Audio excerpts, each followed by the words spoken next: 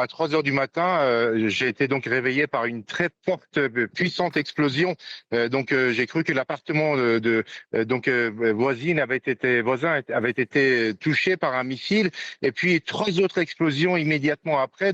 Coup sur coup, les vitres ont tremblé, des très fortes puissantes explosions qui ont fait sursauter tout le monde.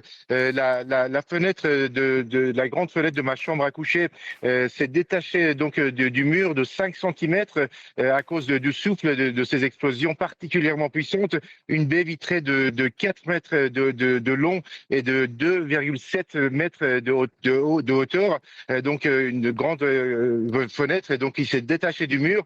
Une autre fenêtre dans le salon, il y a une vitre qui s'est fendue également, les rideaux qui sont tombés. Ces quatre explosions étaient si fortes que tout le quartier a été réveillé. J'ai cru d'abord que c'était le commissariat qui se trouve à 800 mètres à vol d'oiseau de chez moi qui avait été visé. Je me suis rendu sur place à 5 heures du matin pour aller vérifier la cible qui avait été touchée. En fait, le commissariat était intact en fait, les sauveteurs qui étaient sur place m'ont expliqué que en fait, c'était une cible militaire qui avait été touchée dans la montagne à environ 1,5 kilomètre de là où je me trouve.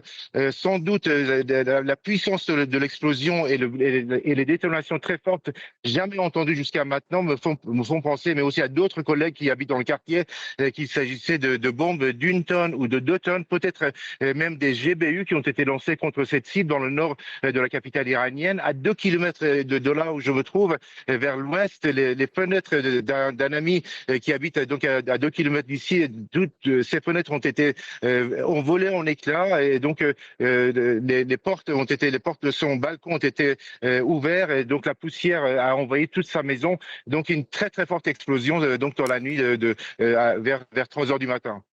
Et voilà donc ce qui confirme ces frappes massives annoncées par Israël. Siavosh, aujourd'hui, c'est une date importante en Iran, c'est la fête du feu, et les autorités iraniennes ont mis en garde contre toute tentative de rassemblement de la population à cette occasion. Absolument.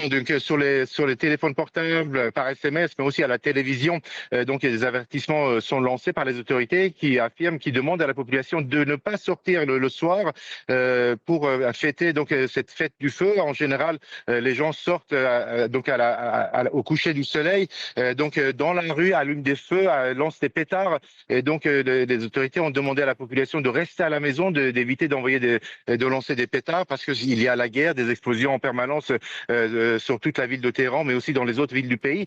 D'autant plus qu'il y a un appel qui a été lancé par Reza Pahlavi, le fils de l'ancien monarque, qui a demandé à la population de descendre dans la rue à cette occasion. Il a même affirmé que des cellules dormantes et des cellules armées dormantes de ce qu'il appelle la garde impériale ou la garde Javidan en persan sont prêtes à intervenir pour soutenir la population. Alors que la ville est totalement quadrillée par des miliciens islamistes armés. Et les autorités ont demandé à la population de rester à la maison pour éviter qu'il y ait des affrontements ou des victimes en cas d'affrontement armé avec ces cellules armées dont a parlé le fils de l'ancien monarque.